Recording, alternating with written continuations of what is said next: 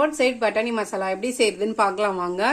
அதுக்கு வந்து பச்சை பட்டாணி வேக வச்சிருக்கேன், ஒரு தக்காளி ஒன்று கிரைண்ட் பண்ணி வச்சிருக்கேன், மெலிசா சாப் பண்ணி வச்சிருக்கேன், ஒரு வெங்காயம், இஞ்சி பூண்டு கொஞ்சம் தட்டி வச்சு எண்ணெய் காஞ்சிச்சு. இப்போ வந்து இஞ்சி பூண்டு போட்டுக்கலாம், வெங்காயம் போட்டுக்கலாம். வெங்காயம் கொஞ்சம் வதங்கணும். வதங்கிச்சு. கொஞ்சமாக மஞ்சள் தூள் போட்டு, கொஞ்சமாக வெறும் மிளகாத்தூள், ஒரு 1/2 டீஸ்பூன் தனியாத்தூள், ஒரு 1/4 டீஸ்பூன் சீரகத்தூள், கொஞ்சமாக கரம் மசாலா வதக்கிட்டு நம்ம அரைச்சி வச்ச தக்காளி போட்டுக்கலாம். இப்போ ஒரு கப்பு தண்ணி ஊற்றிக்கலாம். நான் மிக்ஸி கழுவின தண்ணி ஊற்றிக்கிறேன்.